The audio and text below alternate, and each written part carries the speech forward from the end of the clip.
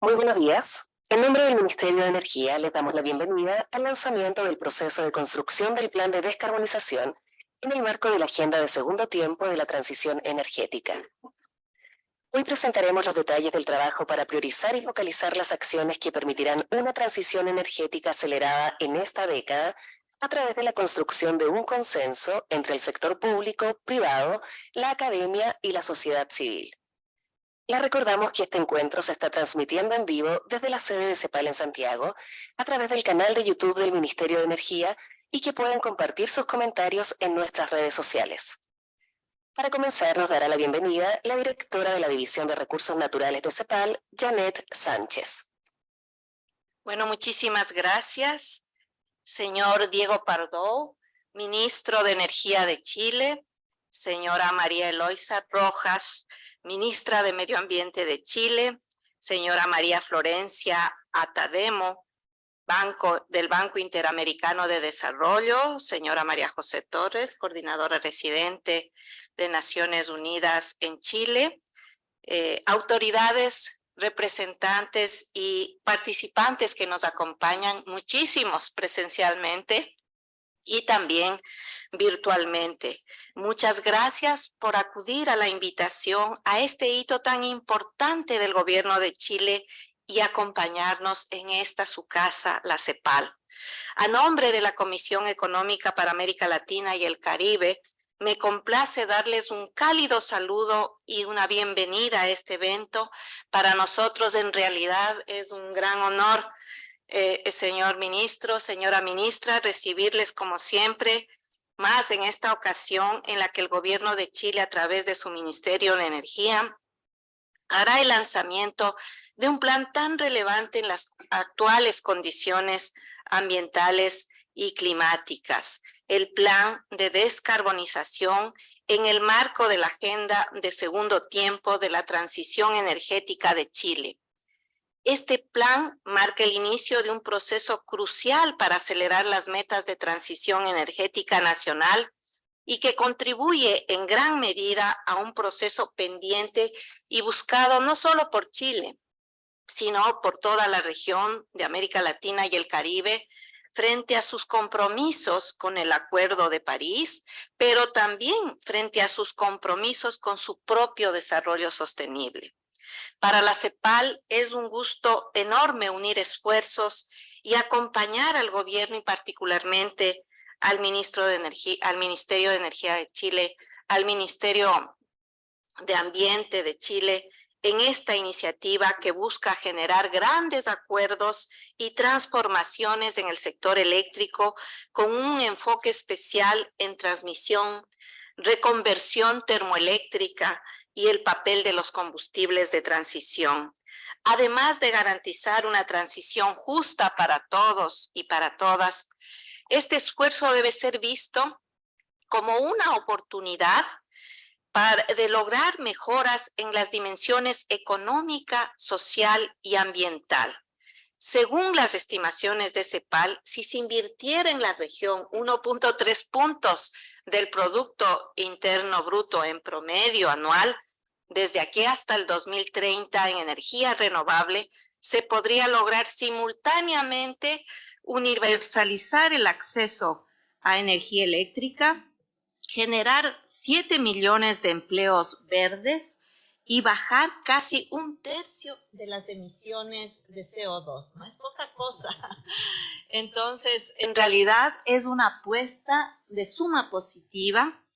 En el actual contexto mundial, la descarbonización se ha convertido en un imperativo urgente para abordar los desafíos del cambio climático y lograr un desarrollo sostenible. Vemos todos los días estas noticias tan perturbadoras de lo que está ocurriendo a nivel mundial y en Chile justamente, que es un país que tiene un estrés hídrico importante. También preocupan estas volatilidades y estos comportamientos extremos, ¿no es cierto?, del clima, que tienen sus efectos en la escasez o en la abundancia de agua.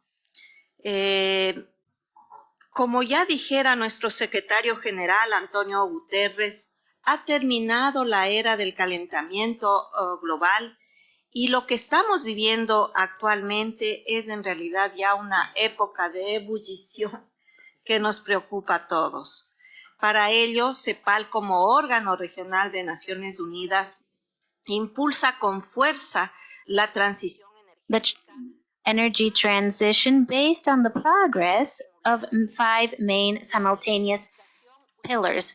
Universal electrification based on renewables, the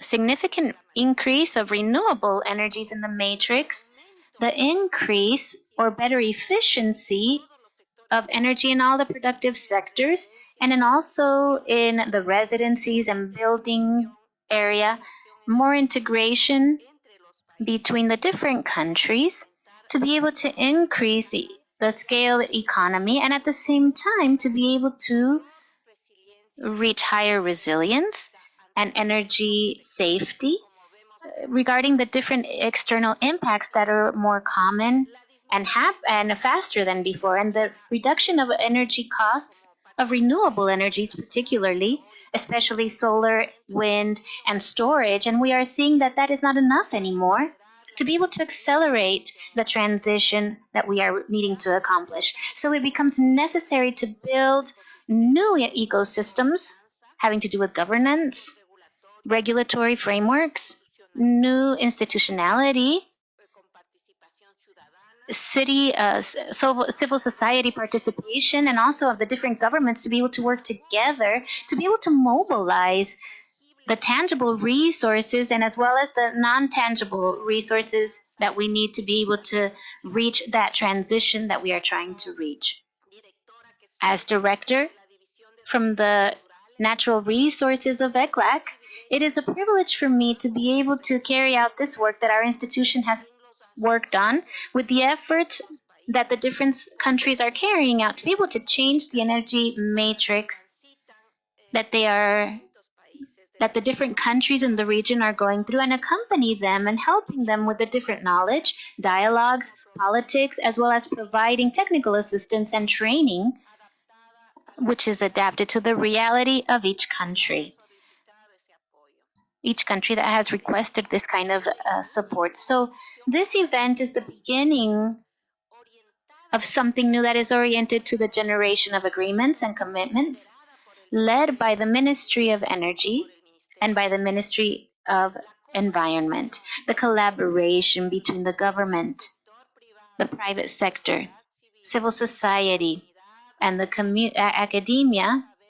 We well know that it is essential to be able to confront the challenges that we will deal with in this journey that is not simple, but we do believe that it is possible, and that is what we are betting on as we look towards decarbonization.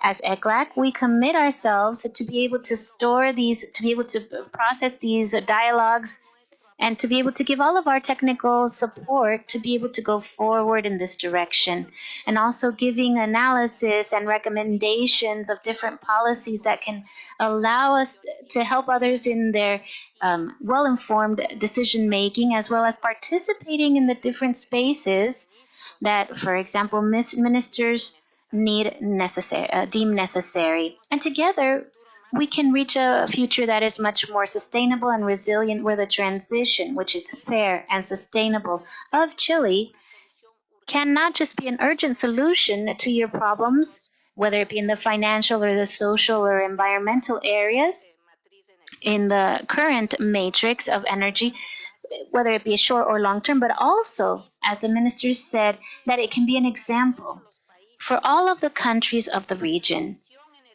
The energy transition, no doubt, is a pillar for the economic progress and the social progress.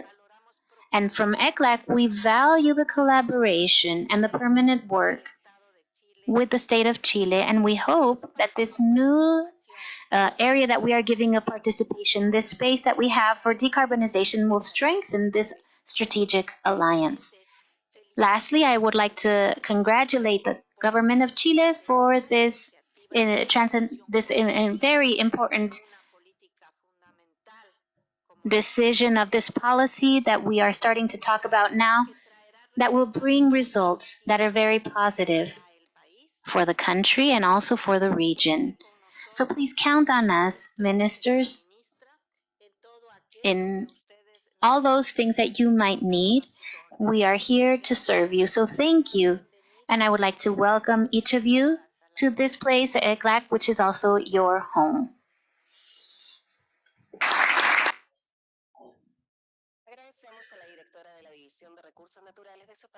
We thank the Director of ECLAC's Natural Resources Division, Janet Sanchez. Next, we hear from Minister of Energy, Diego Pardo.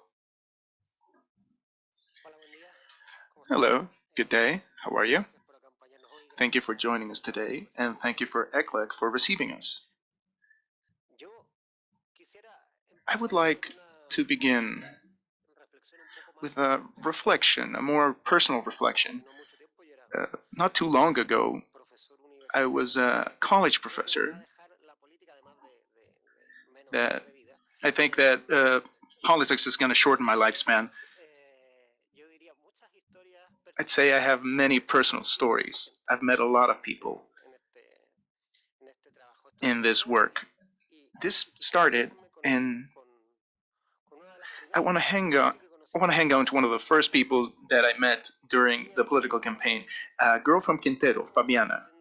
When we were on the campaign trail for the president, who was a candidate back then, President Boric, I got to join him in one of the closing ceremonies. We went to Quintero, and a girl from Quintero, she gave me a letter. She wanted to give it to the president, but it was quicker and easier to give it to me. And the letter always seemed to me like it really synthesized the challenge that we were dealing with, and for the people that have to do public policy. She put it in the following terms. She was a student in a high school. She was suffering, and in the flesh, what was happening, the class suspensions, the health problems in that area, and she understood that that was a situation that could not continue. The level of contamination in the Quintero region was not sustainable. And she also understood something else. She also understood that her mom, that was a worker in one of the companies that was behind this, if she couldn't find work there, she would surely have to travel around an hour and a half a day to work on the commercial district of Viña del Mar or Valparaíso. And those 2 hours of the day are 2 hours where she would not be able to be with her mom. So she found it a little bit unfair to be in the position that we have to choose between being with her classmates or being with her mom. She felt that our work, and I thought she was absolutely right, as designers of public policy, that we should be able to make those two things happen simultaneously. That her mom should be able to have a job that is sustainable, that was compatible with a way of life that takes care of people's health, and at the same time lets that little girl develop her social skills with her classmates in school. This story from Quintero, shows many things. It shows the importance of listening to communities when you are doing policies of this type. Tomorrow, actually, I'm going to be in Tocopilla. We're closing a participatory process where we have a lot to be thankful for, especially with the international community and UNICEF that has helped us move this process that helps the children, and that was a method challenge that was very important. And in Tocopilla, I would say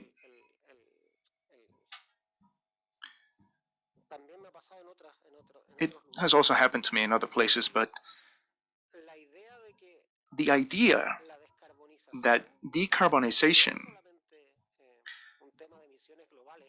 is not just a matter of global emissions. It's something that is very concrete. People live in these areas. They live in the oil regions of like Magallanes. There are families that are perfectly aware.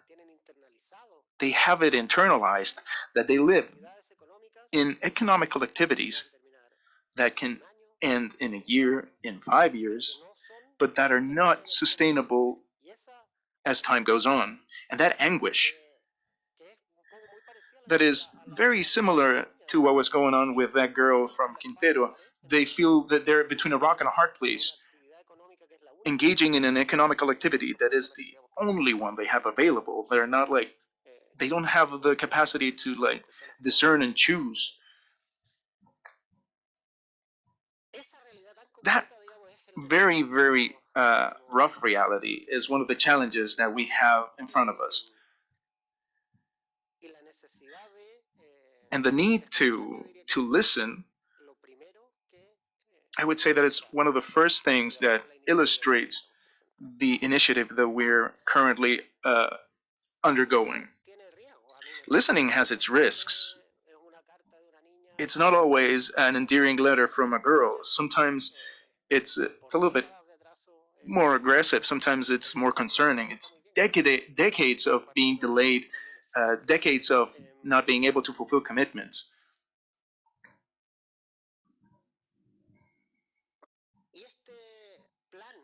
And this plan that we're presenting today also comes from, obviously, it doesn't come out of thin air. It's based on existing and understandings, knowledges, and technology that we discussed with the previous government.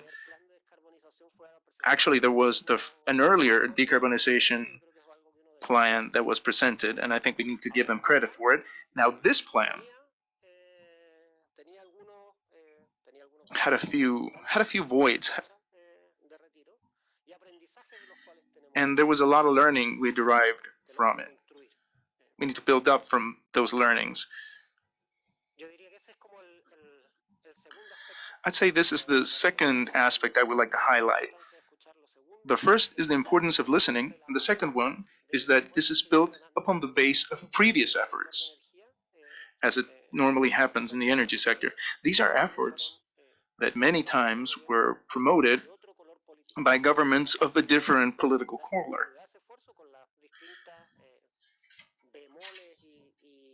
We understand the different nuances, the different interpretation and emphasis that people from other political parties that were in government at the time work with. We learn to work together with that. But it's also important that we need to recognize that these things are continuously building up.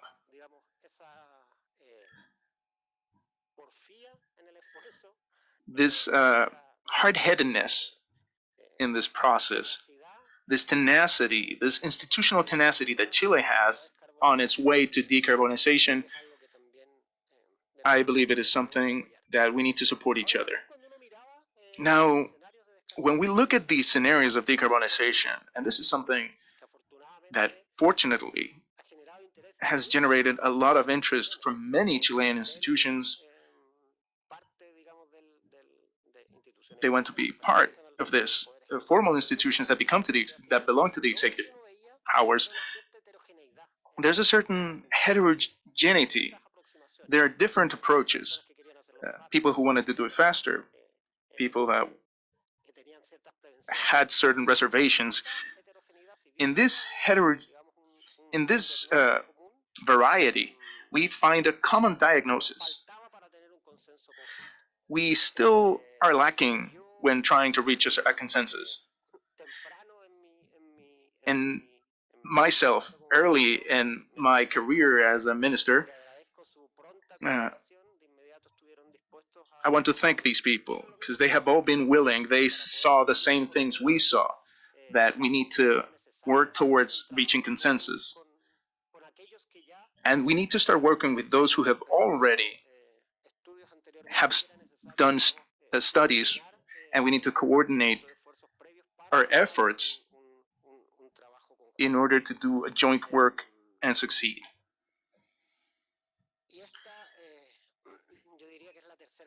I would say this is the third aspect of what I want to talk about: listening to communities, building over the previously established basis, the formal aspects of the previous government, and also picking up from the studies that have been done previously, with a very simple goal: not fight among each other's, among assumptions of what's happening with the structures, hydrological infrastructure,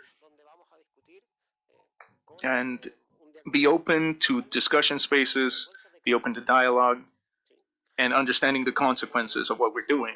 What can't happen to us as a country is that we'll adopt a decision without being capable of internalizing it and letting our citizens know what are the consequences of our decisions that are we moving forward with. I think that is the main work that we have ahead of us at the time of building consensus. We need to show the consequences and be able to outline for people what is happening, so we as a society can we move forward consciously and aware of the risks that are ahead of us. And based on that, we've decided to propose 3 topics, 3 main aspects. The first one has to do with the modernization of our infrastructure, and that is something that's very important. Because a part of the road can be traveled with the initial policies that we establish, the commitments that we make. But something that I've also learned during all this time is that the political will begins to dilute if you're not capable of giving tasks for 10 years, 20 years in the future, but also for the day after tomorrow and the day after the day after tomorrow. The infrastructure that we need to build to materialize this commitment sometimes just doesn't arrive. So a plan is not just an ambitious goal, an ambitious plan that in 20 years in the future we'll be able to achieve it. It's a task that we need to give to every actor, and we need to harness it so we can create the necessary structure to make these commitments a reality. The second aspect, the second pillar,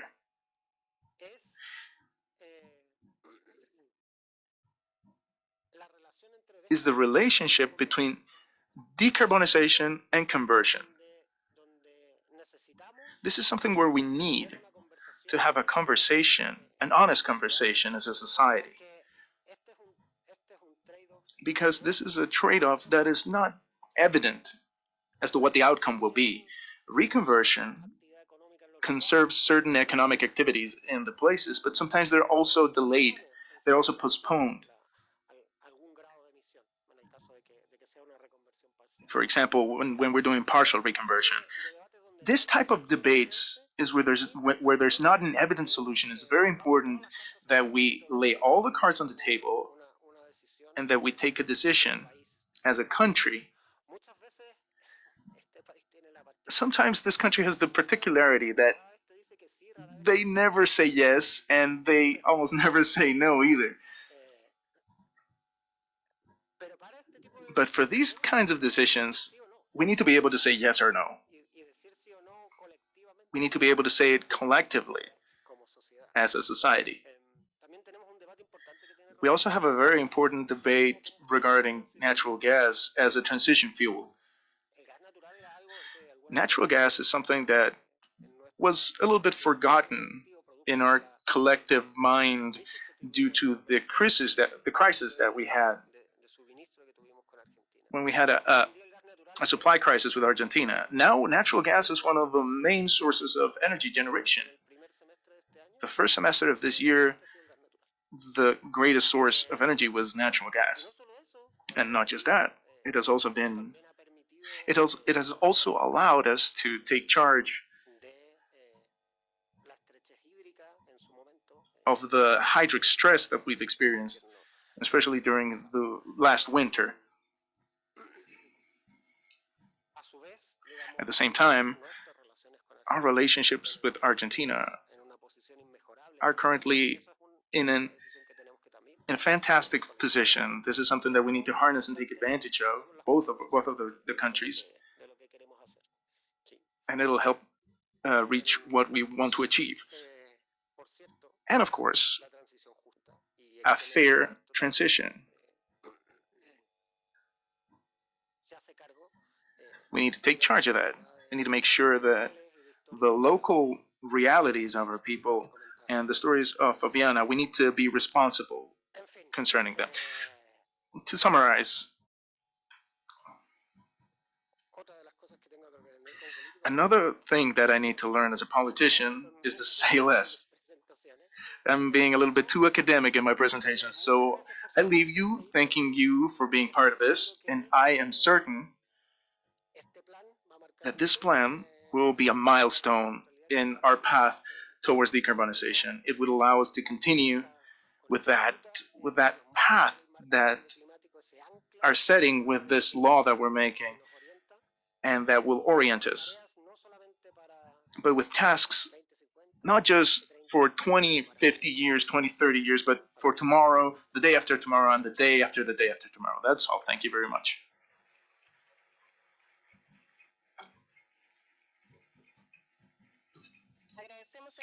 We thank Minister Diego Pardo, and we give the floor to the Minister of the Environment, María Eloisa Rojas, also known as Maoisa.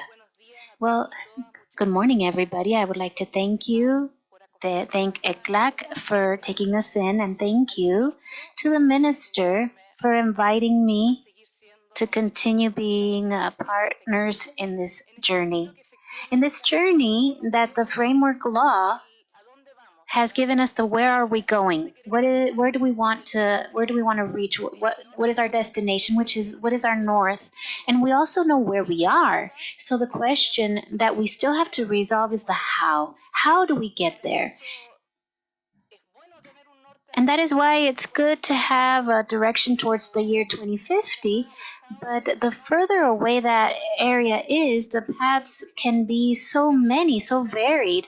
So to have a different one in 2030, as well as in the climate goals, it also restricts the paths, but definitely in spite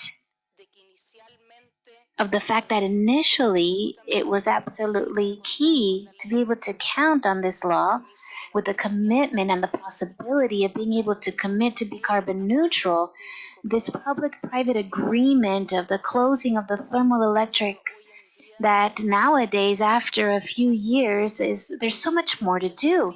And it is such a challenge. And I have said this before, and it's almost like an adolescence, that we have grown so quickly, as what happens many times when there's teenagers and things need to start being adjusted. So it is a great challenge. A challenge that can bring different maybe discussions, but they're all healthy ones. And I think that each discussion is something that we can handle and tackle going forward with the positive work that has happened since a few more years before within the agenda of this Ministry of Energy. And therefore, we need to continue consolidating it. And from the Ministry of the Environment, we are and will continue being great allies with the Ministry of Energy. Our planet is living a triple crisis. And I would like to talk about this a little bit, because I believe it's important to situate this energy transition in a framework that is a little bit broader. And the crisis, when I talk about that, what I'm talking about is the climate crisis, the lack of biodiversity, and then the pollution. And in this crisis are not isolated. They are interrelated, interconnected. And there is something that we shouldn't forget. And it has to do with the fact that we cannot make decisions to just solve one crisis, but that might make another crisis deeper. And I believe that that is possible.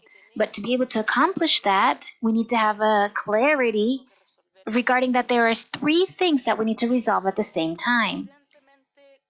And that makes things more complex in our decisions. But I believe, and I firmly believe, that it is possible. And I would like for Chile to be able to demonstrate that it is possible to be able to tackle all 3 at the same time. And in that way, because I believe that this is the only way that we can give a better well-being to the population of Chile, which in the end is what we want to accomplish in this climate change. The Director of Natural Resources of ECLAC, in her initial greeting, she mentioned that we have to be imperatively urgent to tackle this climate crisis, and the General Secretary of the United Nations has once again surprised us because he continues finding adjectives or coming up with different adjectives to be able to get out that urgency of the critical situation that we are in. And I share that urgency. And in the case of Chile, effectively, as Minister said, we have the framework law, which is a great umbrella to be able to tackle this triple crisis. And we also have a seal, a special seal, that comes from this government, which is that this is a transition. Therefore, that means it is a process in which you know where you want to go, you know where you are, but in this process where we make the decisions of how.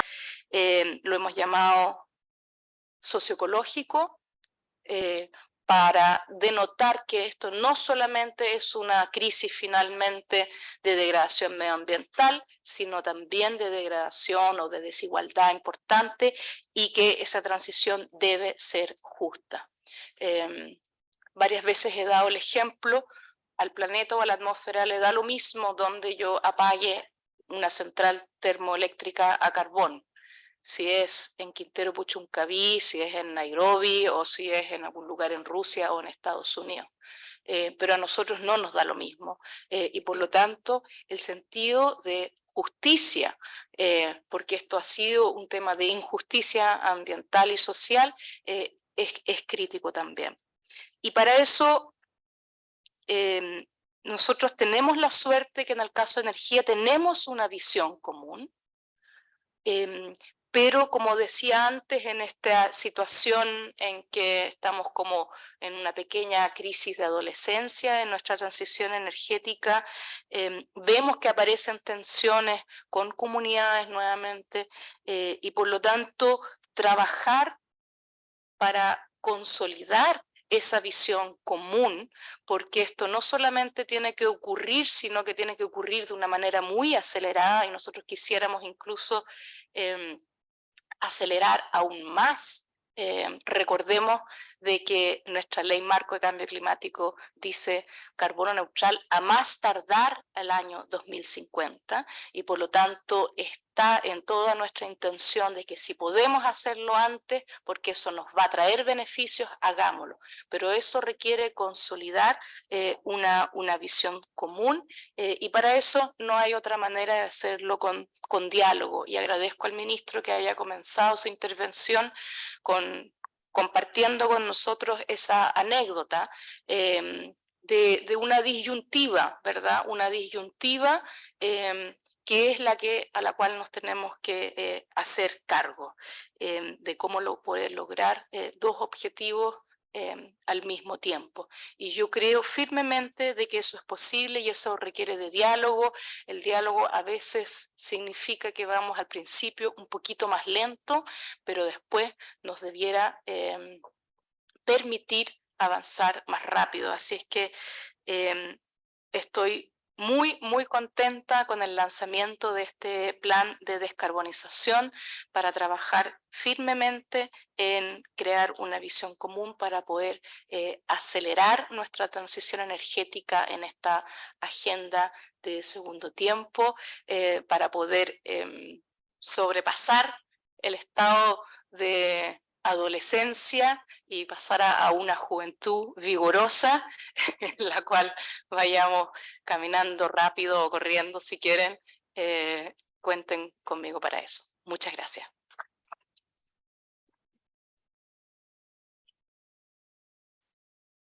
Gracias, ministra. A continuación, en nombre del Banco Interamericano de Desarrollo, dejo con ustedes a María Florencia Tademo-Hirt, gerente general del Departamento de Países del Cono Sur y representante del BID en nuestro país. Muy buenos días a todos y a todas. Muchas gracias a los colegas de la CEPAL por recibirnos en su casa, la Casa de América.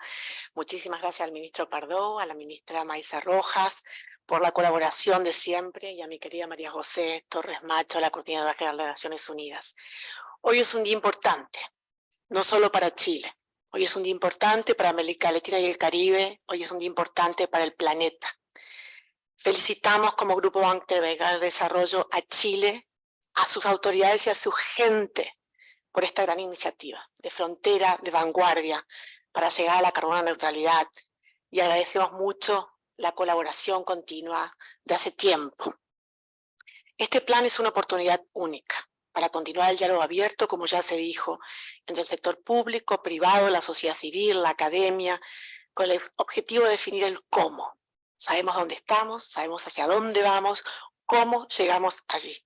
Se necesitan las opiniones de todos, se necesita escuchar, se necesita dialogar y llegar a consensos. El plan de descarbonización abarca una serie de actividades de extremada relevancia.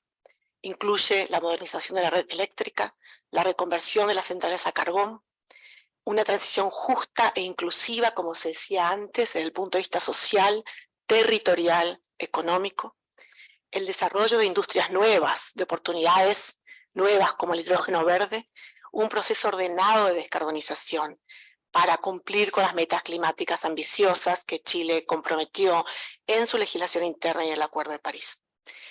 De más está decir que nos sentimos orgullosos de participar activamente en este proceso, pero los actores son ustedes, los chilenos y chilenas, en el rol que les toca a cada uno.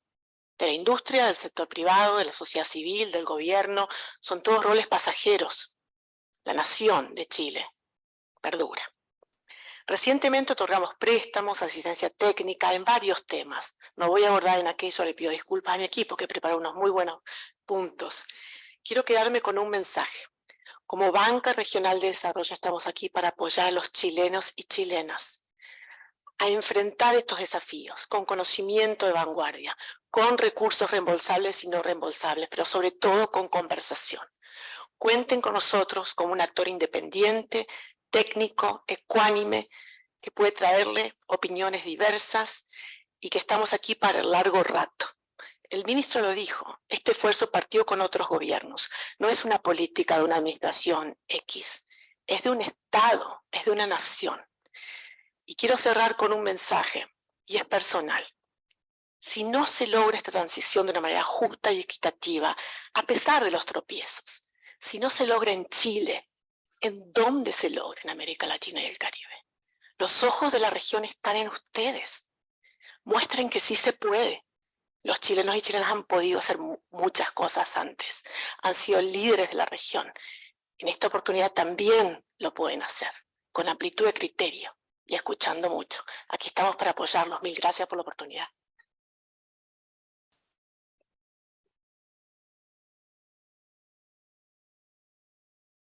Muchas gracias, María Florencia. Y a continuación presentarán detalles del proceso de construcción del plan de descarbonización Joana Monteiro, jefa de la División de Mercados Eléctricos, y Alex Santander, jefe de la División de Políticas y Estudio del Ministerio de Energía.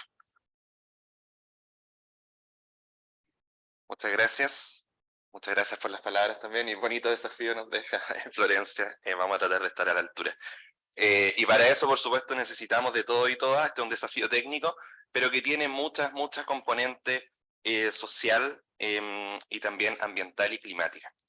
Entonces, dicho eso, ahora con Joana les vamos a mostrar más detalles respecto de lo que se viene. Hoy día estamos lanzando este plan de descarbonización, esta construcción de un plan de descarbonización, que nos va a tener ocupados y con tarea por varios de los meses que vienen.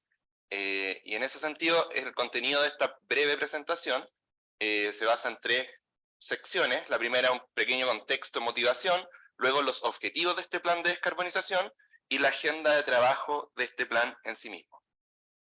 Entonces, lo primero, ya lo han dicho nuestras autoridades, hoy día estamos en condiciones bastante mejores que hace unos años atrás, y tenemos ciertos instrumentos y leyes, como la Ley Marco de Cambio Climático, que ya nos rige y ya nos mandata a seguir un cierto camino.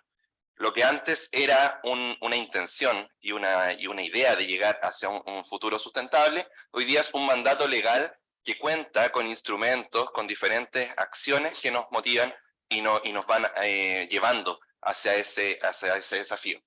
Entonces, en ese sentido, esta Ley Marco de Cambio Climático, que se publicó durante el año pasado, tiene un objetivo muy claro. Tenemos que ser carbono neutrales antes, justamente, del año 2050, y también un país resiliente. Y esa meta nosotros la estamos incorporando a todo nuestro quehacer desde el sector energético. Por eso hace poco también dejamos en el Congreso, llevamos al Congreso un proyecto de ley de transición energética que también lo que busca en su génesis es incorporar la Ley Marco de Cambio Climático dentro de la Ley General de Servicios Eléctricos, entendiendo que el sector eléctrico es uno de los principales aportantes a la reducción de emisiones de gases de efecto invernadero y la construcción de un país más resiliente en el mediano y en el largo plazo. Entonces, hoy día estamos en un año 2023 que hemos calificado como entrando en un segundo tiempo de una transición energética que ya está en pleno movimiento, y sabemos dónde tenemos que llegar al año 2050, a un país carbono neutral, resiliente, y también vamos un poco más allá, y en nuestra política energética dijimos, además, nuestro sistema eléctrico al 2050 va a ser 100% libre de emisiones. Y en ese desafío estamos, y en esa búsqueda de camino, este plan de descarbonización nos tiene que ir mostrando aquellos caminos más de corto y mediano plazo que nos permitan ser coherentes con esas intenciones. Entonces, dicho eso, tal como recién mencionaba, esto ya lo hemos mostrado varias veces, pero nunca está de más repetirlo, y que estas 4 metas al menos las tengamos muy claras. Nuestra política energética nacional actualizada durante el año 2022 nos dice, como acabo de decir, vamos a ser un país 100% con energía cero emisiones en el sistema eléctrico al año 2050. Vamos a contribuir al menos con una reducción de un 60% de emisiones anuales de gases de efecto invernadero en el sector energético, lo cual nos va a permitir alcanzar la carbono neutralidad antes del año 2050.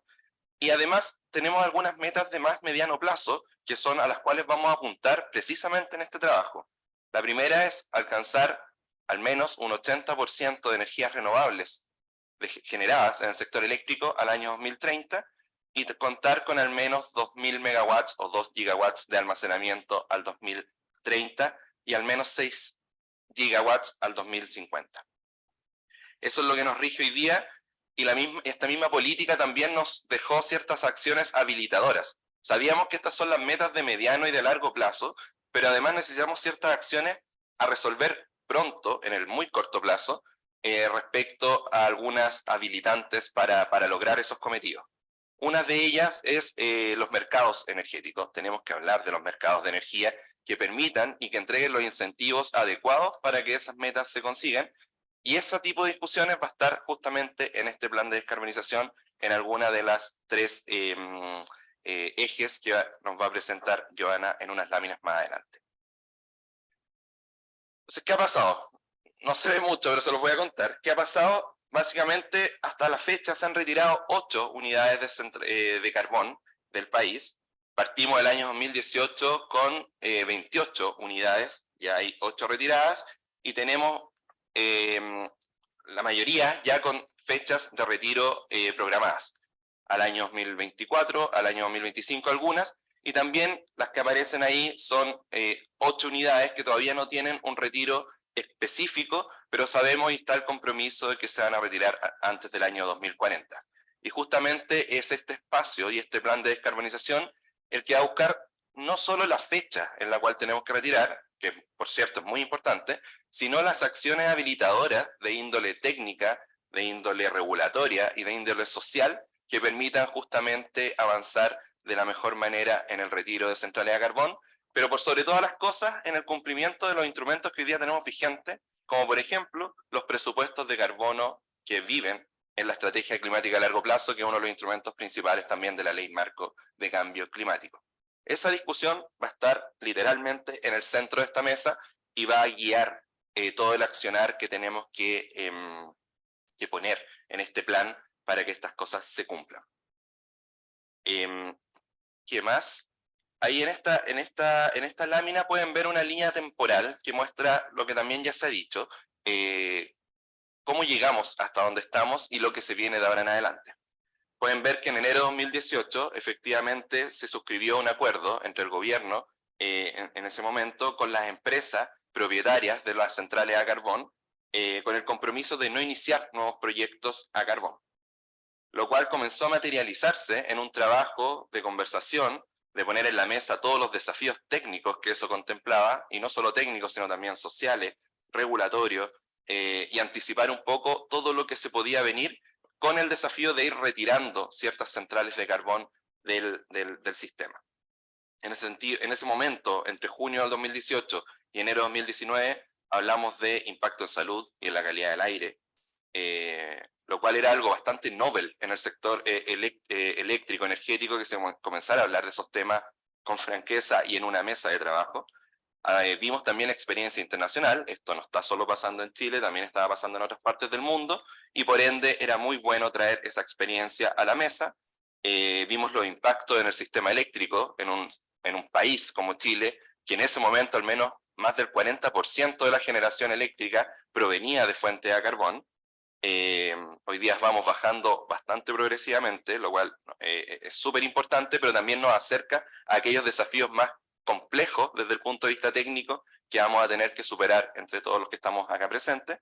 Y también comenzamos a mirar alternativas tecnológicas, cómo reemplazamos esto, cómo avanzamos en esa lógica, y también los impactos económicos y sociales que esto iba a tener para nuestra economía nacional, pero por sobre todas las cosas para las economías locales, las cuales dependen también en gran medida dependían y van dependiendo de las centrales a carbón en su economía local. Y dicho eso, el 2019, en junio, se suscribe justamente un acuerdo vinculante de origen voluntario con un cierre progresivo de las centrales a carbón, que ha ido muy progresivo, como el nombre lo dice, y prontamente incluso van a seguir cerrando algunas centrales, y se pone el término de uso de carbón al año 2040 como un compromiso de todas las empresas que suscribieron ese convenio, ese acuerdo, y también se deja entrever la voluntad del Chile de alcanzar la carbono neutralidad al 2050, lo cual finalmente fue un compromiso internacional que se suscribió en la actualización de la ANS y también en la Ley Marco de Cambio Climático que, como les contaba, suscribimos el año pasado. Y hoy día en que estamos en retirar estas centrales de la mejor forma posible y generar las condiciones habilitantes que eviten que el retiro de estas centrales venga acompañado de algunos problemas eventuales en el sistema eléctrico, en la operación del sistema eléctrico per se.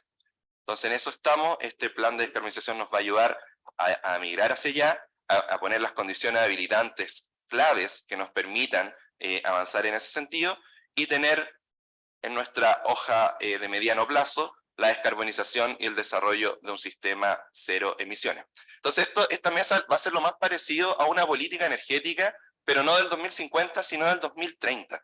Y eso justamente lo pone más desafiante, porque, como decía por ahí nuestra autoridad, es justamente cuando uno va acercándose al tiempo real o a los tiempos más venideros, por supuesto que es más difícil ponerse de acuerdo. Pero estamos muy convencidos de que en este marco y en este plan de descarbonización vamos a dar ciertos ejemplos al mundo y vamos a poder mostrar cómo nos vamos descarbonizando de manera eficiente, pero también poniendo foco y cumplimiento en aquellos compromisos climáticos y ambientales que hemos suscrito. Dicho eso, y la última lámina que yo les voy a presentar justamente plantea algunos desafíos técnicos y regulatorios. Acá ya hay mucho trabajo detrás de esta presentación. Hemos hecho mucho análisis técnico. El año pasado estuvimos muchos análisis técnicos junto con otros organismos, particularmente con la Comisión Nacional de Energía, con el Coordinador Eléctrico, y tenemos ciertos diagnósticos y algunas proposiciones de hacia dónde nos tenemos que mover. Pero por supuesto el desafío es sumamente desafiante, sumamente complejo, y necesitamos las distintas miradas en esta mesa para generar, como decía, esas condiciones habilitantes que nos permitan establecer rutas críticas y con ello, y junto con ello, los plazos que queremos darnos de manera anticipatoria para promover la descarbonización acelerada. Entonces, ¿qué cosas tenemos que promover y qué cosas vamos a conversar en este espacio? La necesidad de aumentar inversiones en generación para reemplazar la generación en base a carbón. Por supuesto, tenemos que ir mucho más allá de todo el éxito que hemos tenido en la incorporación de centrales fotovoltaicas, principalmente centrales eólicas, y tenemos que promover también generación 24/7.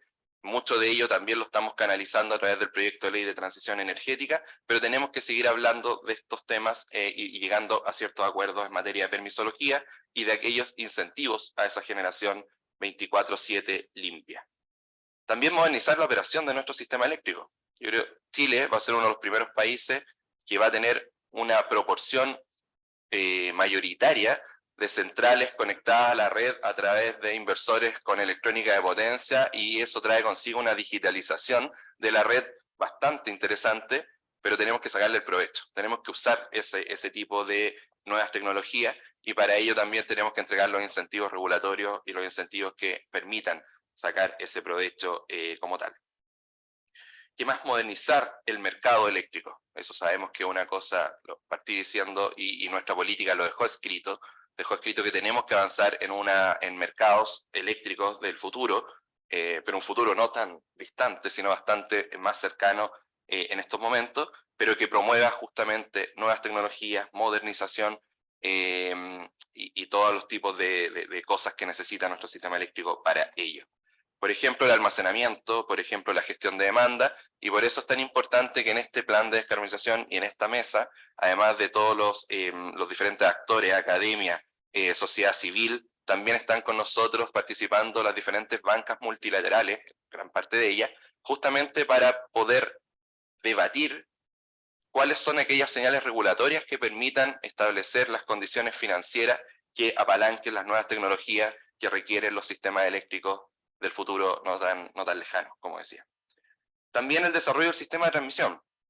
Parte de eso lo estamos revisando con fuerza y lo pusimos con fuerza en el proyecto de ley de transición energética, pero por supuesto vamos a seguir conversando aquellos espacios de mejoras para la planificación, para el acceso abierto y ciertas señales económicas e incentivos también a la capacidad de transmisión, incluso por sobre a veces el fierro mismo, que es algo que también queremos seguir promoviendo. Y finalmente, el abastecimiento de la demanda, sin duda una de las cosas más importantes, la seguridad energética, tiene que acompañar a esta transición, sin duda, y con ello los instrumentos regulatorios para mitigar los efectos de episodios críticos son clave. Entonces también vamos a conversar de eso, y lo hemos dispuesto en 3 ejes de trabajo que a continuación Joana acá les va a contar con más detalle. Muchas gracias. Bueno, sin duda los desafíos no son menores, ¿cierto? Para dar un poco de contexto rápidamente de dónde se enmarca este plan de descarbonización, Alex lo comentó recién, ¿cierto? Tenemos nuestra Ley Marco de Cambio Climático, nuestra Política Energética Nacional, que nos muestran, ¿cierto?, a dónde tenemos que llegar al 2050, al 2030 también. Tenemos nuestras propias metas de descarbonización que nos hemos impuesto con un compromiso, ¿cierto?, que hoy día está plasmado al 2040, pero que quisiéramos, por supuesto, adelantar lo más que se pueda, y que eso sin duda va a tener desafíos, como vimos recién. Y tenemos también, porque el corto plazo también tiene su afán, ¿cierto? El corto plazo y el mediano plazo de aquí al 2030 también tiene una serie de materias que requieren, ¿cierto? Requerimos conversar acerca de ello. En ese sentido, en nuestra agenda de segundo tiempo hemos indicado, ¿cierto?, establecido 10 medidas de corto plazo que dan cierta certeza en materias que era necesaria dar alguna certeza. Y este plan de descarbonización es el punto 9 de esta agenda de segundo tiempo. Que si algunos recuerdan, algo también se comentó recientemente, es un trabajo que también partió hace varios meses atrás. Durante el año pasado, el Ministerio con la Comisión Nacional de Energía y el Coordinador Eléctrico Nacional estuvimos trabajando en una mesa interna entre las 3 instituciones, realizando estudios técnicos respecto de estas metas de descarbonización. Y sin duda ahí tenemos bastante análisis, hemos también hecho un levantamiento, ¿cierto?, de otros análisis dispuestos por el sector, y por lo tanto es un tema que partió hace varios meses atrás. En su momento también ahí inició el compromiso del Ministerio de, una vez terminado ese trabajo, abrir la discusión hacia la industria, y entonces hoy es el inicio del cumplimiento de ese compromiso. Es un trabajo que, además de lo que se hizo el año anterior, terminamos esas mesas a fines del año 2022. A principios del 2023 estuvimos trabajando ahí de la mano con el BID, preparando este plan de descarbonización, y por lo tanto también ahí hubo unos meses de trabajo intermedio previos a esta mesa. Y como decía, entonces se da cumplimiento al compromiso que se hizo varios meses atrás, para dar también conducción a una serie de discusiones que han rondado en la industria, ¿cierto? Ideas que han surgido a partir de distintas visiones que se pueden tener de cómo transitar hacia la carbono neutralidad. Y por lo tanto, nuestra agenda de segundo tiempo que da certeza, ¿cierto?, en materia de corto y mediano plazo, es necesario que sea complementada con una discusión de fondo en materia regulatoria y de definición de política pública para dar, ¿cierto?, como decía, conducción hacia los distintos temas que tenemos que tratar para poder alcanzar nuestra carbono neutralidad y la transición energética, ¿cierto?, cómo vamos a llegar a esa meta de largo plazo. Por tanto, ¿cuál es el objetivo del plan de descarbonización? Ciertamente la construcción de una hoja de ruta para la descarbonización con un foco al 2030. Acá la idea, ¿cierto?, es que a través de un trabajo técnico y un diálogo estratégico entre los actores del sector podamos ir construyendo esta hoja de ruta, podamos ir abordando cuáles son las condiciones habilitantes para la descarbonización acelerada. Y la modalidad de trabajo van a ser ciertos espacios de diálogo, como ya se ha indicado, ¿cierto?, para alcanzar consensos, poner sobre la mesa las distintas visiones, preocupaciones, ¿cierto?, de las distintas miradas del sector en 3 bloques temáticos, y con la colaboración del BID, ¿cierto?, permanentemente, que es un apoyo clave desde su rol de Secretaría Técnica. Y aquí también me voy a tomar unos segundos para agradecer nuevamente el acompañamiento en este trabajo que además, como mencioné, partió varios meses atrás, así que ya venimos un buen tiempo trabajando en conjunto. Y desde el Ministerio entonces se va a hacer una invitación, ¿cierto?, a los distintos actores del sector para participar en las sesiones de diálogo de acuerdo a cada temática, ¿cierto?, a la incumbencia y expertise en cada una de las temáticas que se abordan. Entonces los bloques temáticos, ya algo se adelantó también, son 3. El primero, ¿cierto?, que tiene que ver con la modernización de la red y la infraestructura habilitante. Acá la idea es poder conversar respecto de la regulación, sus segmentos de transmisión y mercado mayorista principalmente. Es muy relevante, ¿cierto?, que pongamos sobre la mesa tema de señales de localización, que es un tema que también ha surgido en los últimos meses, coberturas de riesgo, acceso abierto, promoción del desarrollo de la transmisión, etcétera. En términos de mercado mayorista, sin duda un tema que también ha salido, ¿cierto?, en la palestra los últimos meses, puesto, ¿cierto?, a discusión por distintos actores de la industria. Por lo tanto, es importante que conversemos respecto de cómo vemos, ¿cierto?, los mercados de energía, de potencia, servicios complementarios hacia el futuro, cuáles van a ser las señales de inversión para el almacenamiento en particular también. Y finalmente, cómo vemos, ¿cierto?, la operación de la red en este nuevo sistema, ¿cierto?, que ya va a tener una penetración muy importante de energía renovable, energía limpia, energía variable, ¿cierto? Cómo entonces vamos a abordar eso desde la operación de nuestro sistema. El segundo eje, un eje más estratégico, tiene que ver, ¿cierto?, con descarbonización, cuál es el rol de la reconversión y de los combustibles en esta transición. Como decía, ¿cierto?, entonces viendo cuáles son las condiciones habilitantes y cuáles son las metas que nos vamos a poner en este camino, cuáles son las alternativas de reconversión que tenemos a la vista de conversión termoeléctrica, cuál es el combustible de transición, cuál es el rol, ahí el ministro lo mencionó, el rol del gas natural en esta transición energética, y por último, pero no menos importante, no olvidar la seguridad de abastecimiento. Acá es importante que en esta transición energética, ¿cierto?, no olvidemos que primero tenemos que abastecer la demanda, eso es muy, muy relevante, y lo importante es que al final del día lo más probable es que no podamos avanzar más rápido de lo que las condiciones técnicas lo permitan, pero por tanto tenemos que revisar bien entonces cuáles son las condiciones habilitantes para que no topemos con esas condiciones técnicas y podamos avanzar todo lo rápido que pretendemos avanzar. Y porque los desafíos no son solo técnicos, ¿cierto? Acá también muy relevante hacernos cargo de historias como la de Fabiana, la niña de Quintero, ¿cierto?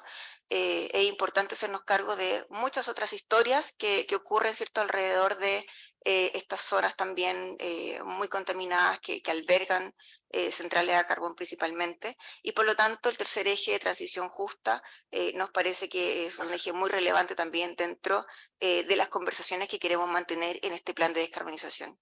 Hay los temas de planificación territorial participativa, estándares ambientales y sociales y beneficios compartidos van a ser algunos de los temas que también vamos a tocar y vamos a abordar en este tercer eje del plan de descarbonización. Y finalmente, ¿cuál es la agenda de trabajo a grandes rasgos? Bueno, hoy día, ¿cierto?, es una sesión inaugural del plan de descarbonización. Para fines de agosto, nuestra idea es tener una sesión inicial, transversal, donde ya vamos a hacer una bajada más concreta, ¿cierto?, de los objetivos de la mesa, cuál es el rol de la mesa en los distintos actores, cuáles son los productos que pretendemos, ¿cierto?, obtener a partir de esta conversación, cuáles van a ser los temas en concreto que vamos a ver en cada una de las sesiones y cuál es el resultado que esperamos de esta mesa. Eso lo tenemos previsto durante agosto. La idea es que a partir de entre septiembre y noviembre podamos hacer las sesiones que tienen que ver con el primer eje de red de infraestructura, que estamos previendo que van a ser aproximadamente 5 sesiones. Luego, entre noviembre y enero, las sesiones relativas al eje de reconversión, ¿cierto?, y descarbonización, con aproximadamente 4 sesiones, y finalmente ya saltamos a marzo, ¿cierto?, para tener también convocatoria y tener, ¿cierto?, la conversación del eje de transición justa, para tener un cierre de esta mesa durante el mes de abril. Y ahí, muy cortito, quisiera también hacerme cargo, ¿cierto?, de una consulta que nos ha llegado bastante respecto de cómo se enlaza esta mesa con la mesa, ¿cierto?, de mercado mayorista que está llevando a cabo el ICI. Son mesas paralelas, como ministerio estamos participando en la mesa de mercado mayorista y también el ICI está participando en esta mesa del plan de descarbonización, por lo tanto sin duda hay mucha sinergia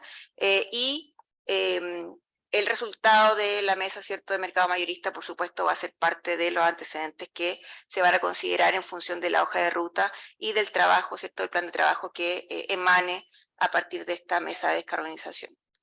Por lo tanto, como ven, tenemos un desafío interesante por delante, tenemos varios meses de trabajo muy intensos, así que esperamos contar con su aporte y participación. Muchas gracias.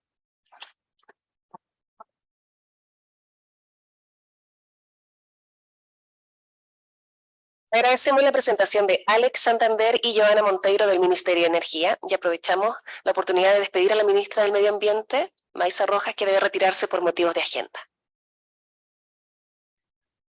Para continuar con esta instancia, dejo con ustedes a Carlos Battle, quien presentará sobre el contexto global de la transición energética. Carlos se desempeña desde 2011 como Research Scholar en la Energy Initiative del Massachusetts Institute of Technology y como profesor en la Escuela de Ingeniería de la Universidad Pontificia Comillas y en la Escuela de Regulación de Florencia, una institución bajo la tutela del Instituto Universitario Europeo. Ha dirigido más de 40 proyectos de investigación y participado en más de otros 40. Complementa su actividad académica prestando servicios de consultoría para gobiernos, instituciones internacionales, asociaciones industriales, y empresas de servicios públicos, trabajo que ha desarrollado en más de 30 países. Ha publicado más de 50 artículos en revistas académicas y es autor de 10 capítulos de libro.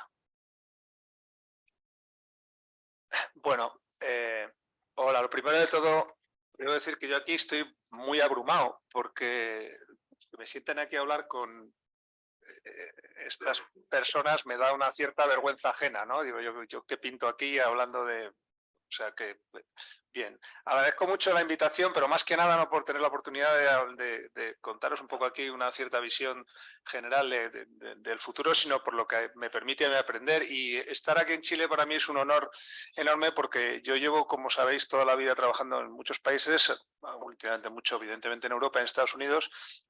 Y siempre digo que yo sí sé algo, lo he aprendido en Sudamérica y que es donde estáis 300 pueblos por delante, ¿no? Además, este es un país que yo le tengo mucho aprecio porque trata mucho mejor de lo que merecemos a los académicos, sobre todo a los locales, ¿no? Tengo algunos aquí detrás mío, a los que admiro muchísimo. Pero, bueno, que están en las mesas, ¿no? Aquí el señor ministro habla y Joana, de una mesa de discusión con los académicos, me caen las lágrimas, ¿no?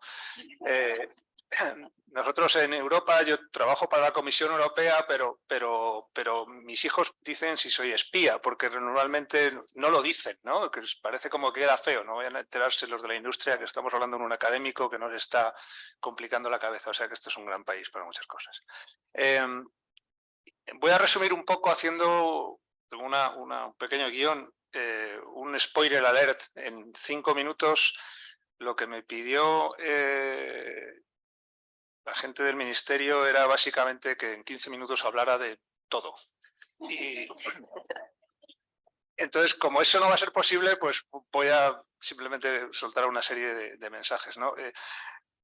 Creo que es muy ilustrativo escuchar lo que hemos escuchado hasta ahora, ¿no? Y yo justo ayer en conversaciones con Joana, que tuve la oportunidad de compartir con ella y con su gente un rato, una de las cosas que comentaba es lo primero que he escuchado antes al señor ministro, que es qué bueno no tener que estar en el gobierno en estos tiempos, ¿no? Me parece realmente admirable y me parece una tarea ciertamente complicada, especialmente cuando se habla del sector energético.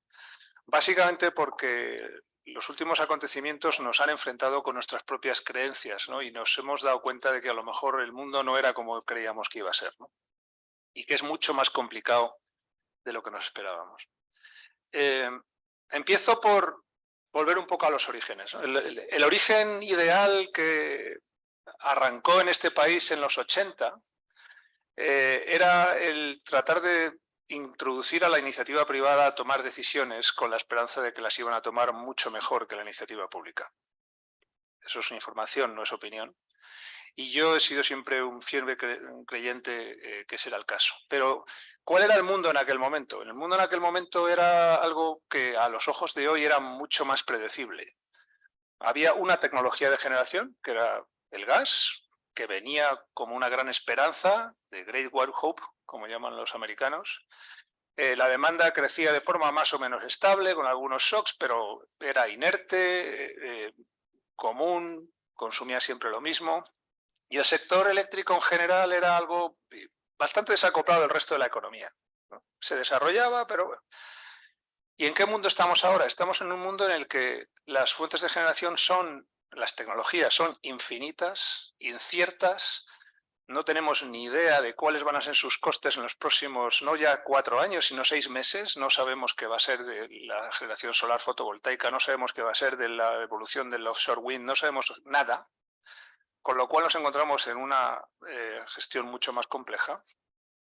Para colmo, y creo que en Chile sabéis, como tantas otras cosas más que la mayoría de la gente en el planeta, la transmisión no es como creíamos y somos conscientes de que va a llegar siempre tarde y no vamos a saber muy bien cómo y cuándo la vamos a hacer, y que condiciona sistemáticamente el desarrollo de los recursos de generación, con lo cual no es algo tan naif y tan maravilloso como esperábamos, de decir aquí vendrán los inversores, pondrán sus plantas de generación aquí y allá y esto será una competencia fantástica.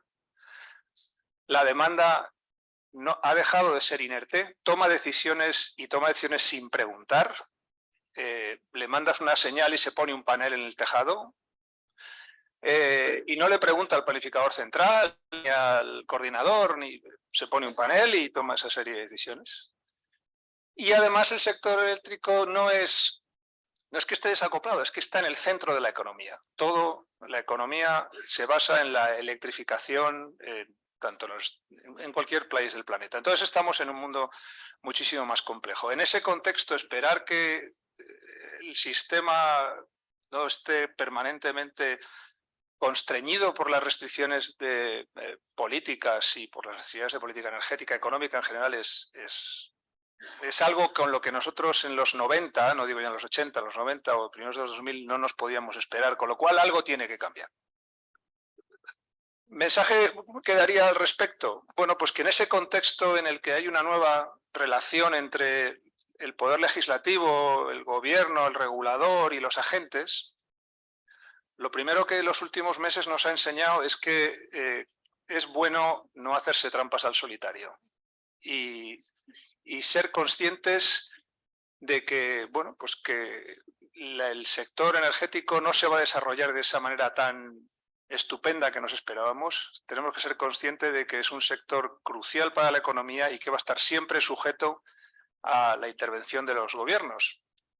Es la realidad del asunto, ¿no? Nos da rabia a los teóricos del mercado, de la liberalización, pero al final tienes que anticipar, por ejemplo, lo que hemos aprendido en Europa, que si el precio de la energía sube mucho, los consumidores no van a pagar ese precio.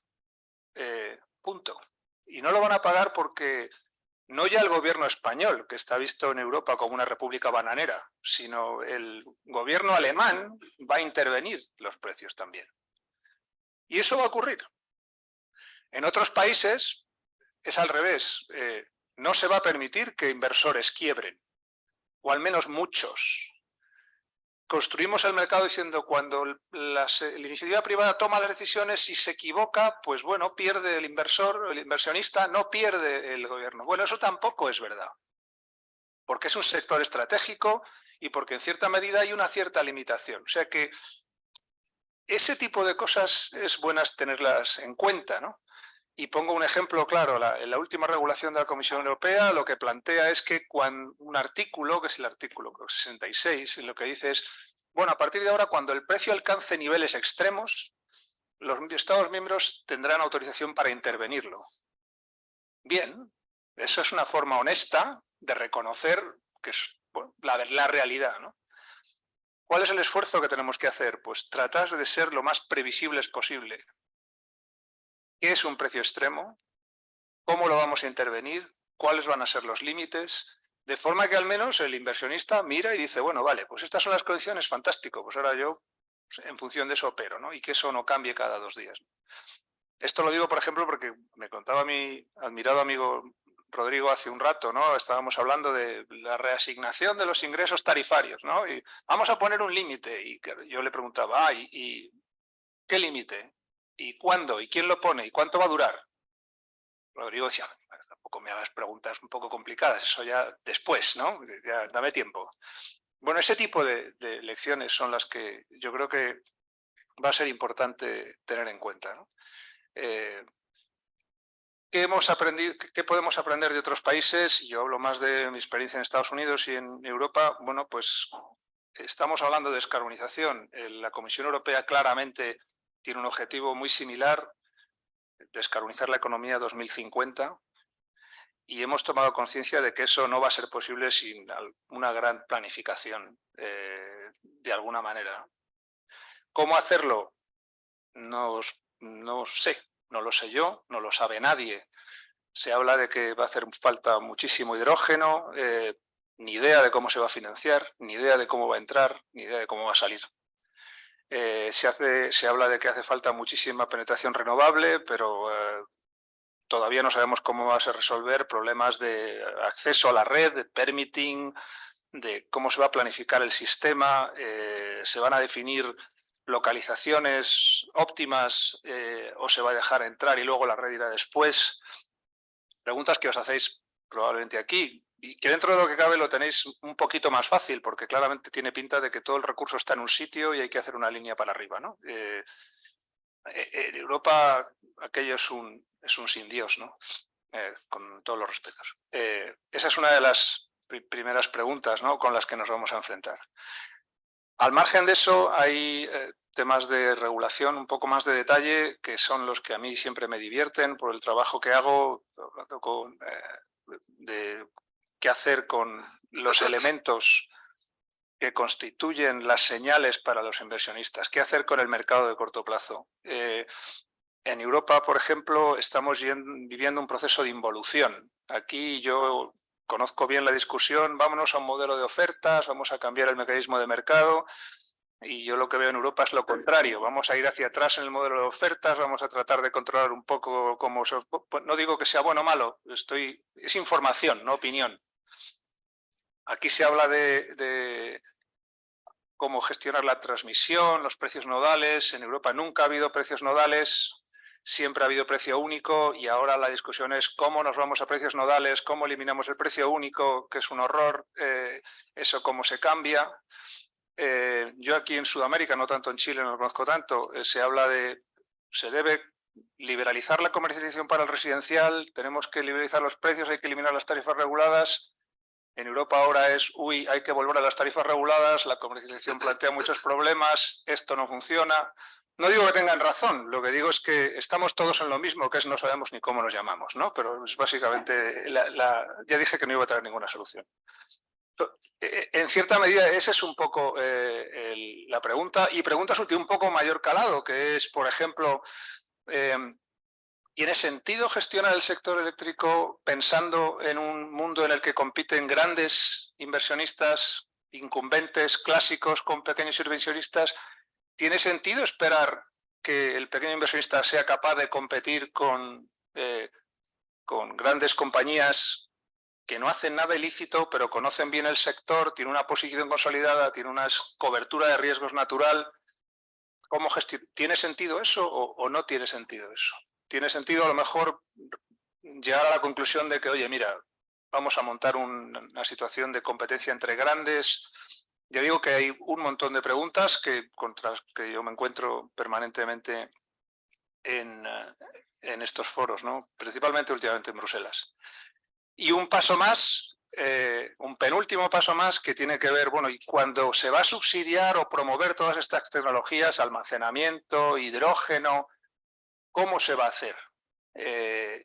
Y estas instalaciones, ¿cómo se van a gestionar? ¿Se van a dar contratos de largo plazo? Otro paso que en Europa estamos yendo hacia atrás, que es básicamente por fin aprendiendo de que otra vez se puede aprender en Latinoamérica. La inversión cada vez más va enfocada a contratos de largo plazo, contratos de 15 años. ¿Cómo se definen estos contratos? Mucho que aprender de lo que sabéis aquí mucho ya. Bien, y termino con una reflexión más general porque ha sido mencionada aquí en la mesa, ¿no? Y esta es una preocupación mía más particular últimamente, que tiene que ver con todo lo que se habla de transición justa, ¿no? Planteado a dos niveles. Cuando se habla de transición justa, al menos en el contexto norteamericano y en Europa, un nivel tiene que ver con, por ejemplo, el cierre de plantas de carbón, por ejemplo, ¿no? Y de determinados recursos, plantas nucleares en Alemania y en otros sitios. Y ciertamente hay un trabajo importante que hacer allí en ver cómo se gestiona esa reconversión, ¿no?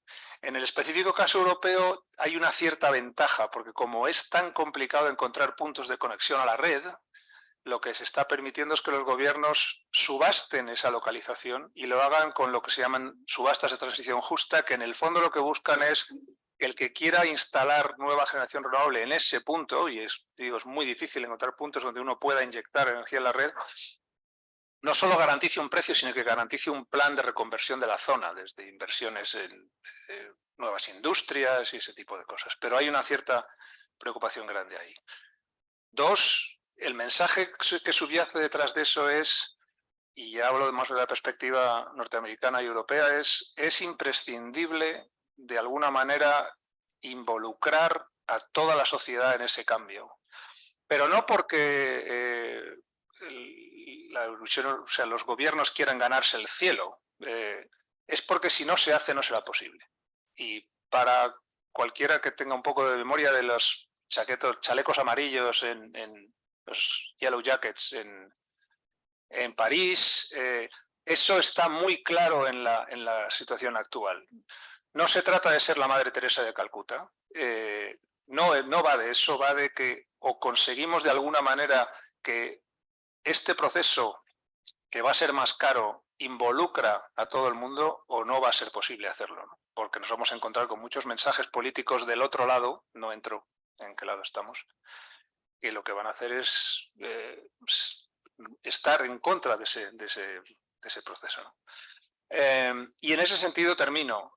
Hay una parte que tiene que ver precisamente con un cambio en lo que nos toca del sector eléctrico. El sector eléctrico hasta hace muy poco era muy democrático y muy social.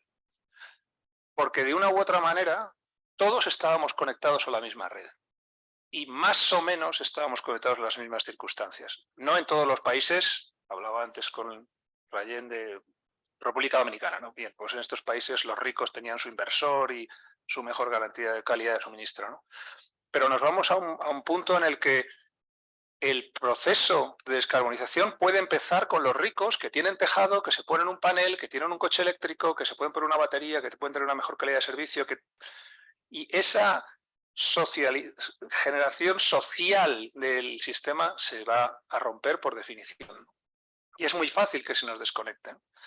Entonces, desde ese punto de vista, el buscar formas de que la evolución de los sistemas siga desarrollándose desde un punto de vista social es uno de los mayores retos en los que nos encontramos. Y yo la verdad es que creo que ahí se está dedicando quizá poco tiempo a esa realidad. Entiendo también, y ahora estoy hablando más desde la visión del norte del planeta, que en estos países sí que tenéis muy claro que eso es un problema porque quizá lo ha sido durante más tiempo, ¿no? Pero va a ser un problema que va a ir a mayores por la propia descentralización de los sistemas. Termino. Creo que finalmente el esfuerzo más grande en el que nos tenemos que emplear va a ser en abrir ese diálogo entre gobiernos y agentes del mercado eléctrico para definir claramente dónde llega el poder o las competencias de uno y dónde terminan los de otros. Vamos a tener que volver atrás en algunas de las creencias que teníamos sobre qué podemos esperar de la regulación y de los mercados y qué no, sin sentirnos traidores con nosotros mismos. Y el papel más importante que creo que tenemos que jugar en ese caso es que lo que salga de todas estas discusiones sea algo previsible, que sea algo sostenible, que cambie lo menos posible dentro de lo que cabe y que los riesgos a futuro estén bien asignados. Si el riesgo es la regulación, pues el riesgo regulatorio tendrá que comérselo el regulador, no los inversores. Si el riesgo tecnológico es ingobernable, pues habrá que tomar apuestas. Si se quiere ir por el hidrógeno, hablo de Europa, pues ese riesgo de equivocarse con la tecnología no lo podrá tener el inversor, lo tendrá que tener el regulador. Y en ese sentido vamos a tener que cambiar el modelo. Lo dejo aquí porque me lo podría pasar en grande hablando horas de esto y aburriéndoos mucho más. Yo creo que me han puesto aquí un poco a modo de entre gente que dice cosas útiles, vamos a tener un rato de descanso, que esto diga 4 cosas y luego seguimos, ¿no? O sea que ahora voy a pasar a esto, ¿no? Pero bien, ahí lo dejo para que lo pensemos luego. Muchas gracias, un placer.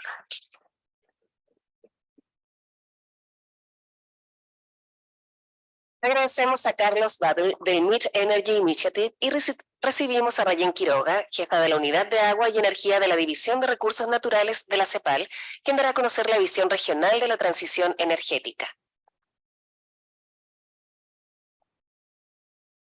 Gracias. Efectivamente, queremos pasar revista a los avances y los principales desafíos que la transición energética importa para los países de América Latina y el Caribe, los 33 que nosotros servimos desde la CEPAL. Y en primera instancia, dar una mirada del contexto económico y social que nos acompaña en este proceso de transición energética. Tenemos una nueva década perdida en el año que cierra ahora en el 23, del 14 al 23. Esta década perdida nueva, post pandemia y también por la guerra en Ucrania y los altos niveles de inflación y de pobreza que se registran, el crecimiento económico es menos de la mitad que la década perdida más famosa de los años 80, donde el crecimiento alcanzaba el 2%, ahora estamos al 0,8%. En la región como promedio, ¿no? Y esto genera restricción externa, genera un problema de restricción fiscal, mayor pobreza y desempleo, y ahí es donde estamos pidiendo las inversiones que son necesarias para la reconversión de los sistemas energéticos. Esto genera, por supuesto, un gran desafío, aun y cuando las nuevas noticias para este año en Chile tenemos una recuperación de los niveles de menor pobreza y también la inflación está desacelerándose. pero bueno, en la región tenemos esto. ¿Cómo ha sido la expansión estructural de la energía en América Latina? Se ha duplicado, más que duplicado, multiplicó por 2.3 en los últimos 50 años. Y ahí en la gráfica ustedes pueden ver el crecimiento físico de esa oferta primaria de energía, la cual en gran proporción continúa siendo fósil, 66% en rojo, y solamente un 33% es energía renovable. Sin embargo, es importante mencionar que la transformación también ha impulsado a los países a que, y también los choques petroleros y sus precios relativos altos, a que pasamos de un 25% de renovables a un 33% de renovables. Esto no es eléctrico, sino es toda la oferta primaria de energía, incluido transporte y todos los sectores, ¿no? Cuando vemos el balance energético para Chile, nos damos cuenta que es una situación bastante similar a la que ocurre en la región. Nuevamente, 67% a la izquierda de energías primarias fósiles y un 32% de fuentes renovables. Sin embargo, lo que hace distinto a Chile respecto de los otros países en la región es el gran porcentaje, la significancia de la leña como oferta primaria, que alcanza más de 2/3 de las renovables en el país, ¿no? Y hacia la derecha tenemos los grandes sectores que usan, después de que se transforman, usan esta energía. En el caso de Chile tenemos que el transporte y la industria, siendo el transporte casi 100% fósil, representa un 57% de la oferta del consumo final, perdón, en el país. ¿De qué se componen entonces las energías renovables en nuestra región? Como ya habíamos dicho, un 33% es renovable solamente, aunque ha crecido mucho más rápido que la fósil y sobre todo en los últimos años, de las cuales más de la mitad es bagazo y leña como combustible principal. Por lo tanto, requiere una combustión y genera ciertas emisiones.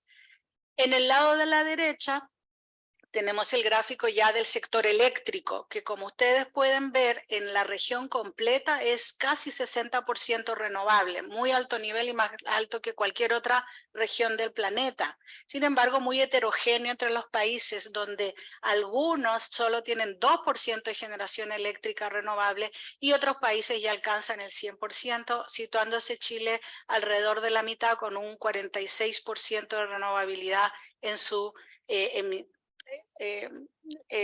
generación eléctrica. Por el lado de la intensidad y de la eficiencia, que también son dos metas muy importantes, se habló de la gestión de la demanda, ¿no? Tenemos que en la región como un todo se ha incrementado la cantidad de Producto Interno Bruto que se genera por unidad de energía utilizada. Entonces la intensidad ha disminuido a lo largo de los últimos 30, 40 años. Sin embargo, la eficiencia energética muestra unos tremendos desafíos y por tanto una gran oportunidad.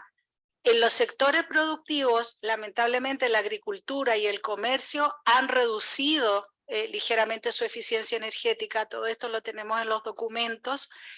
Aquí no se está graficando este punto. Y la industria manufacturera no muestra cambios significativos, está plana. Respecto de la eficiencia que muestra la relación de la cantidad de valor agregado por unidad de energía consumida.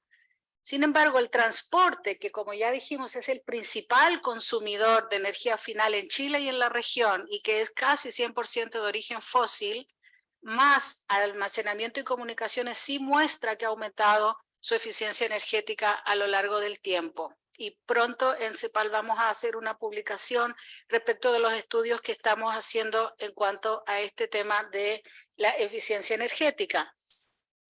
Por otro lado, en la transición energética que nosotros estamos impulsando con mucha fuerza en la región, estamos hablando de que los caminos de la transición se convierten realmente en un nuevo motor de desarrollo productivo transformador del estilo de desarrollo. No es solamente un tema de mejorar la eficiencia energética o la renovabilidad o la justicia distributiva, como nos hablaba también la ministra, sino que realmente como motor de la economía, la energía entendida en sus 5 pilares, como ya nos manifestó la directora, Janet Sánchez, es una oportunidad única para generar mayores cadenas de valor, capturar el valor agregado de estas nuevas industrias asociadas a la transición energética y también generar mayores empleos verdes y decentes e ingresos verdes para esta familia en este proceso de transición.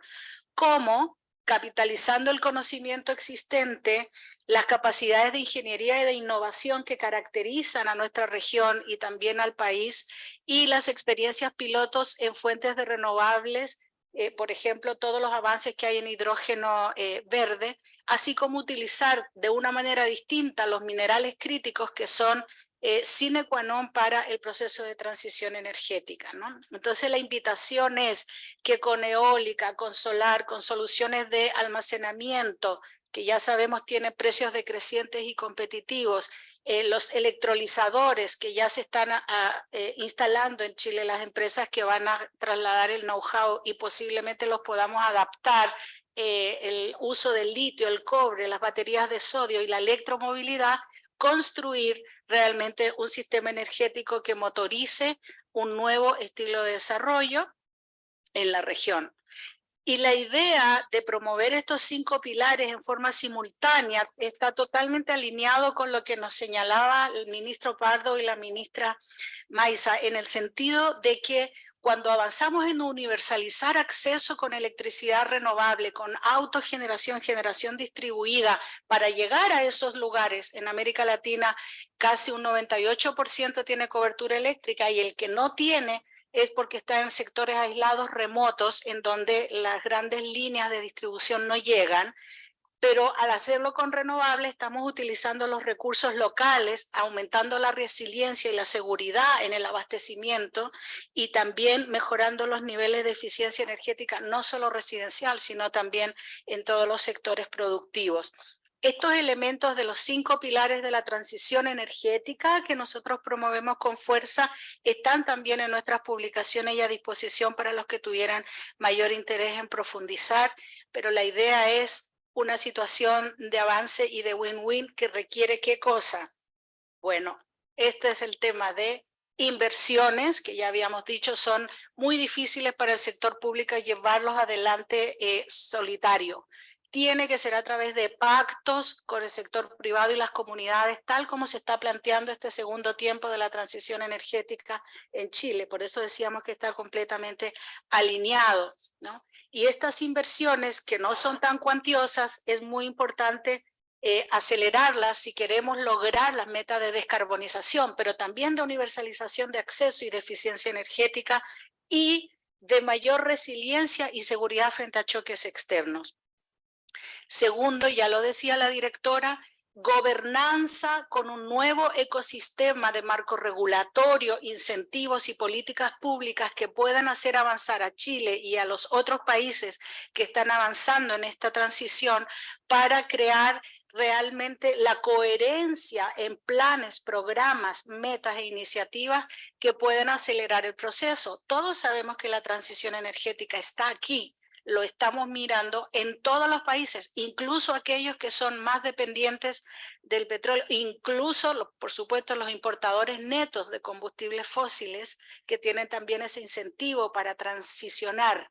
La única pregunta es qué tan rápido puede hacerse y qué pueden hacer los gobiernos, la sociedad civil y el sector privado para inscribirse en este tren y entonces gestionarlo con mayor velocidad, ¿no? El tema de la planificación energética de largo plazo, que trabajamos con el Ministerio de Energía codo a codo acá en Chile y en otros países de la región, es absolutamente fundamental para mirar los horizontes de oferta y demanda y hacer entonces las precisiones de localización de las inversiones que son necesarias. Y finalmente el tema de infraestructura, cadenas de valor e industrias relacionadas que ya mencionamos y que tienen que ver con esta gran iniciativa de que todos ganamos y todos podemos ser parte de esta transición, digamos, con un norte de política pública y de compromiso ciudadano y de los sectores privados, los reguladores, etcétera, para poder avanzar en infraestructura de transmisión, que es uno de los desafíos importantes en Chile, de distribución, y no solamente en la parte de generación eléctrica a partir de renovables, que ya ha recibido bastante inversión, como sabemos. Por lo tanto, esto es un poco el resumen que queríamos presentarles y les agradecemos por su paciencia y por su interés en estas materias. Gracias.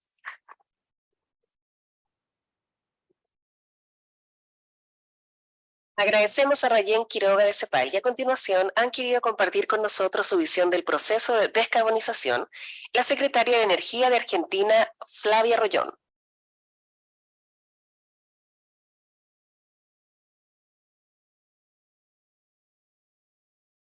Lo vamos a visualizar en un momento.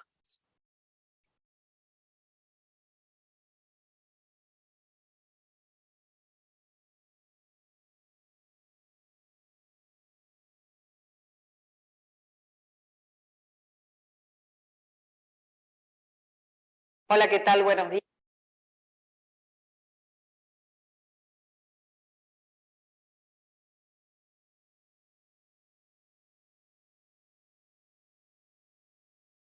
Hola, ¿qué tal? Buenos días. Bueno, quería hacer llegar un saludo.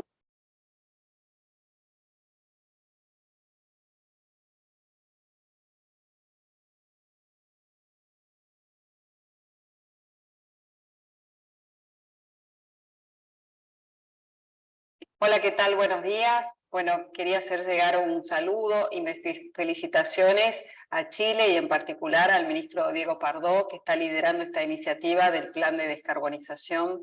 Desde Argentina, por supuesto, acompañamos todo este tipo de iniciativas porque estamos también en este trabajo conjunto, así como tantos países, en los compromisos de bajar las emisiones y de transitar hacia una matriz energética cada vez más limpia.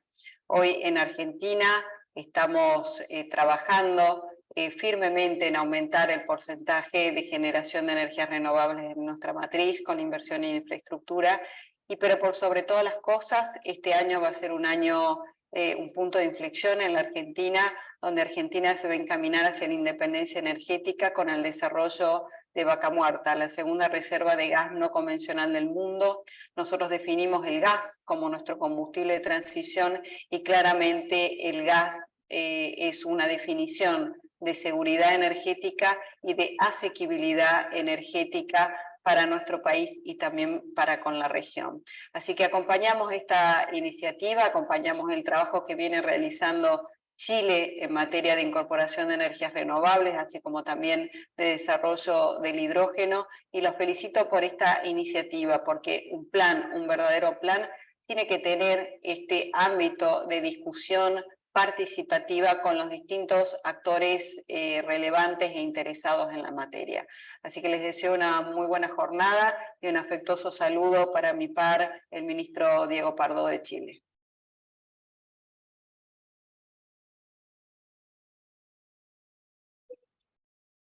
A continuación, la ministra para la Transición Ecológica y el Reto Demográfico de España, Teresa Rivera. Muy buenos días y lamento profundamente no...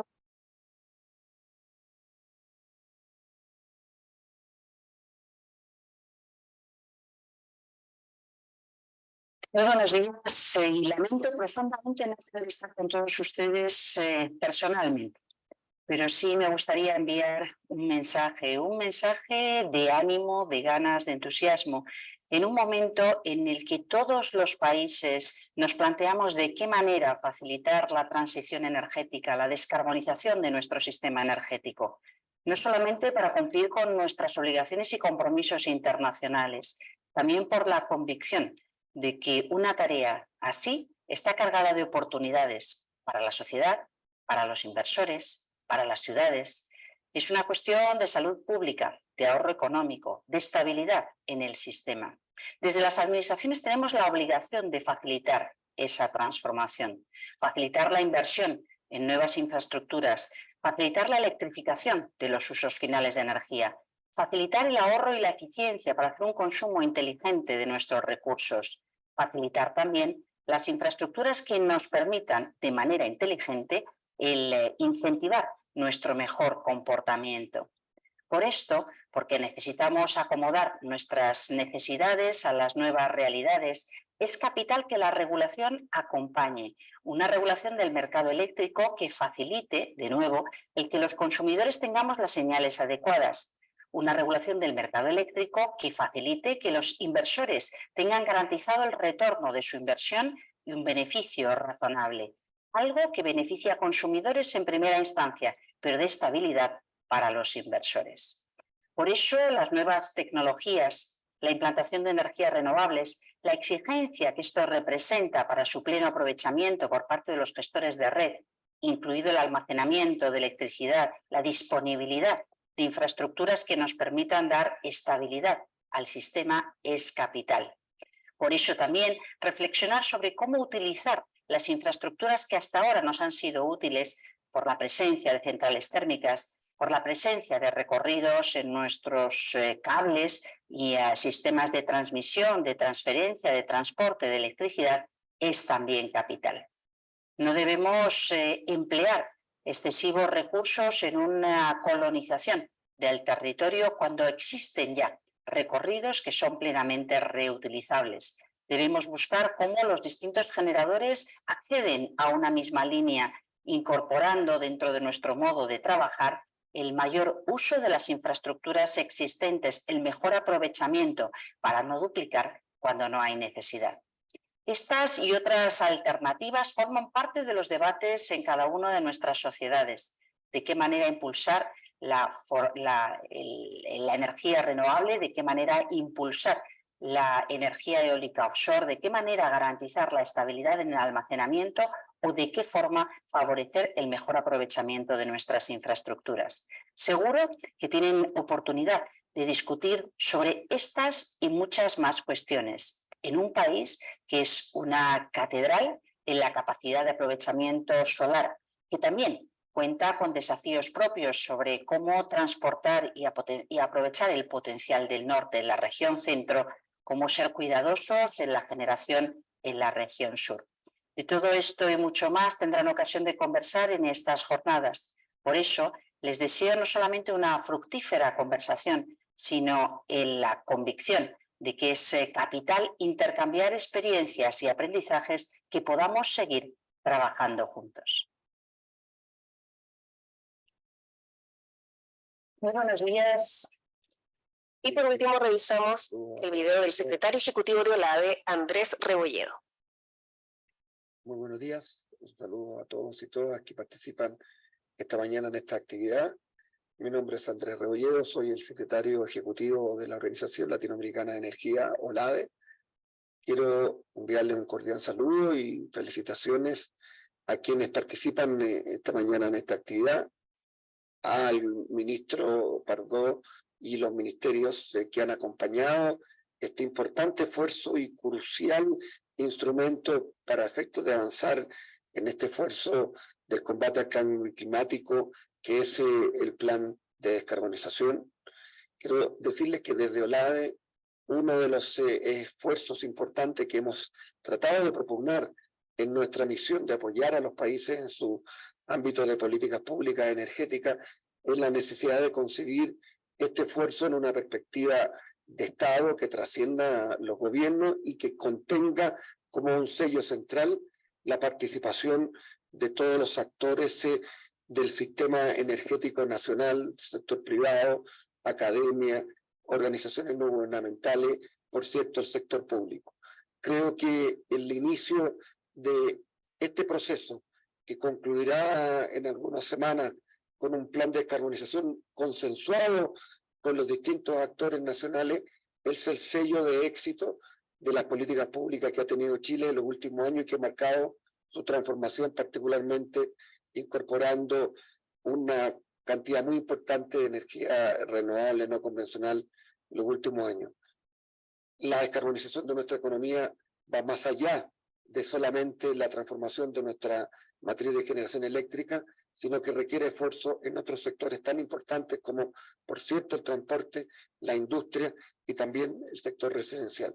Todos elementos que estarán, por cierto, siendo parte de la discusión de este plan de descarbonización.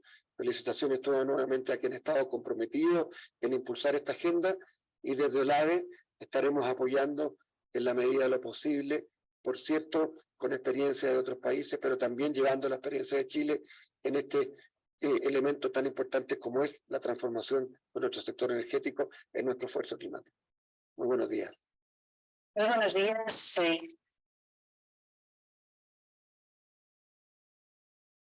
Con estos mensajes damos por finalizado este encuentro donde dimos a conocer cómo se desarrollará el proceso de construcción del plan de descarbonización de nuestro país. Agradecemos a la CEPAL por recibirnos y a las distintas autoridades, expertas y expertos que hoy nos han acompañado. En nombre del Ministerio de Energía, muchas gracias por habernos acompañado. Hasta pronto.